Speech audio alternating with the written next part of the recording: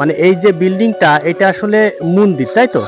আপনারা দেখুন এই যে চুন সুরকি দিয়ে গাঁথা, কত সুন্দর কারুকার্য করা। একটা ছেলে একটা মেয়ে মারা যায়।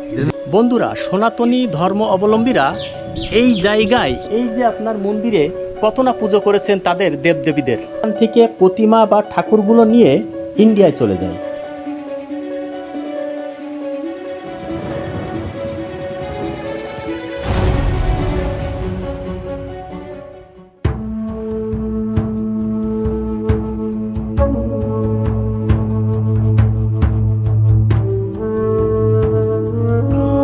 মানে এই যে বিল্ডিংটা এটা আসলে মন্দির, তাই তো?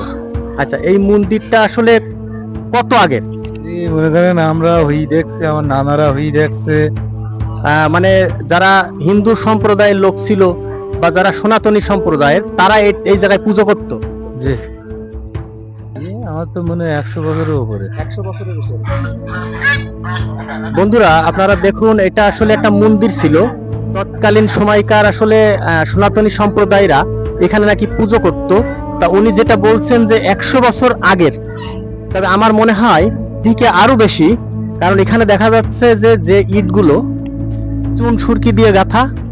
আপনারা দেখুন এই যে চুন সুরকি দিয়ে গাঁথা, এবং ইটগুলো অনেক পাতলা। তাতে করে এই ধরনের যে বিল্ডিং গুলো, সেইগুলো অবশ্যই 200 থেকে 300 বছরের অধিক সময়ের আগের তৈরি। দেখুন আসলে কত সুন্দর কারুকার্য করা। আপনাদের একটু দেখাই, দেখুন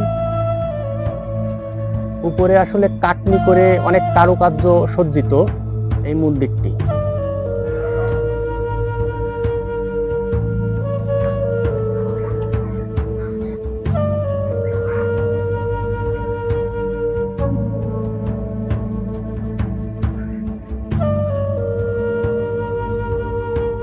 এই মন্দিরটি অবশ্যই এখন পরিত্যক্ত, কারণ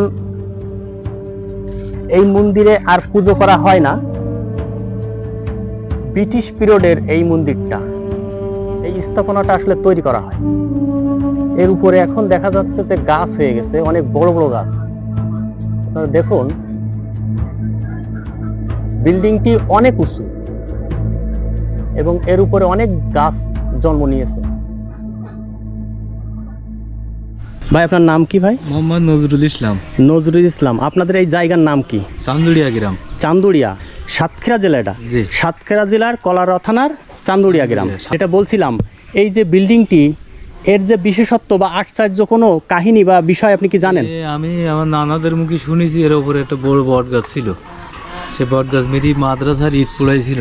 পোড়ালি তার একটা সন্তান, একটা ছেলে একটা মেয়ে মারা যায়, জেনারে নাকি মেরে ফেলে। আচ্ছা। তারপরে তার স্বপ্নে দেখাই ওই বট গাছ আবার নতুন করে পোতা হয় মিলাদ মাহফিল দিয়ে। আচ্ছা, এই জানিয়ে বন্ধুরা, স্থানীয় একজন ভাই, তিনার নাম হচ্ছে নজরুল ইসলাম। তিনি বলছিলেন বেশ কিছু বছর আগে এখানে নাকি এই মন্দিরকে কেন্দ্র করে একটি আশ্চর্য এবং অলৌকিক ঘটনা ঘটে গিয়েছিল।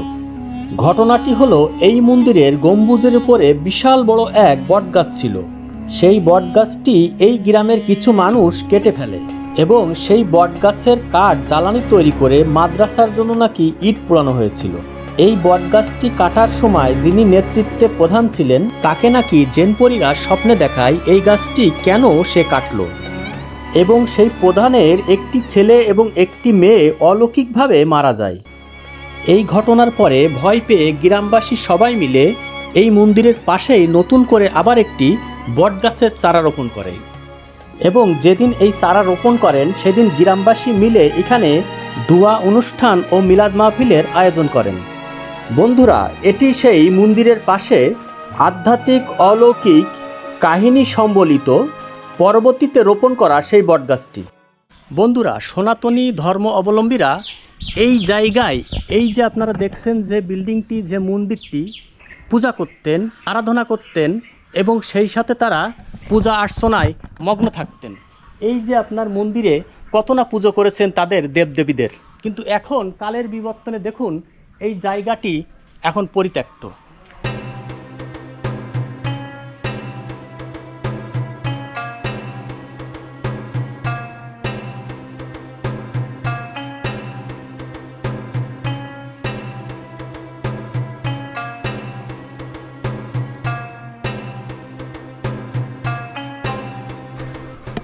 বন্ধুরা দেখুন এই যে ইটগুলো কতটা পাতলা আর কত উঁচু আসলে এটা।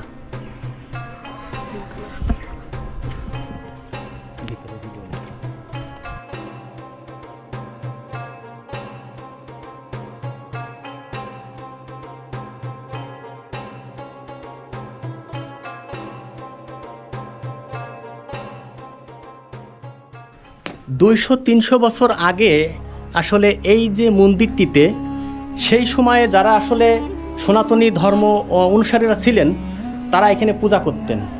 কালের বিবর্তনে আসলে এই জায়গাটি আজ পরিত্যক্ত। তো দেখুন আসলে এখানকার কারুকার্যগুলো। বন্ধুরা আপনারা এখানে দেখতে পাচ্ছেন এই যে মন্দিরটির দেয়ালের গায়ে ছোট ছোট আকৃতির করে কুদলি আছে, কুদলি বলা যায়। তো এই কুদলির ভিতরেই আসলে তাদের প্রতিমাগুলো রাখা হতো বা রেখে দিতেন এবং তারা পুজো অর্চনা করতেন, এটি বোঝা যায়।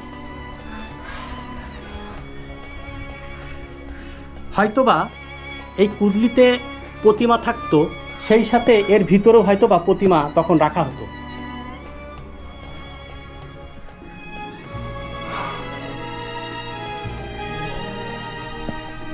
মন্দিরের যে আসলে উপরের অংশটা এটা গোলাকার, অর্থাৎ গ্রামগঞ্জে যে গোলাঘর বানানো হয় এই গোলাঘরের মতো এই গোলাকার, এবং আরো বলা যায় এটি আসলে গম্বুজ টাইপের। আপনারা দেখুন এই যে গম্বুজটি তৈরি করা হয়েছে তৎকালীন সময়ে, এখানে কোনো রড ব্যবহার করা হয়নি, সিমেন্ট ব্যবহার করা হয়নি, সবকিছুতে ব্যবহার করা হয়েছে এই যে পাতলা ইট এবং এই চুন সুরকি।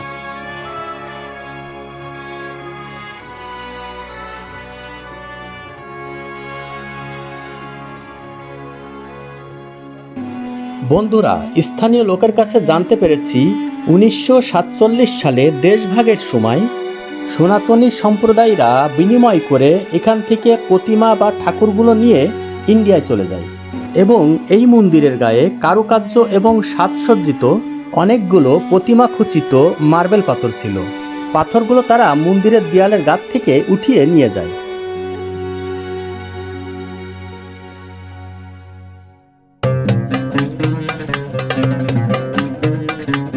এখানে এই যে চান্দুরিয়ার মাঝখান দিয়ে যে নদীটি চলে গেছে, এই নদীটির ওই পাশে কালাঞ্চি গ্রাম, ইন্ডিয়ার ভিতরে। আপনারা দেখছেন এই যে বর্ডার সীমান্ত এলাকা, ওই পাশে ইন্ডিয়া, এই পাশে বাংলাদেশ।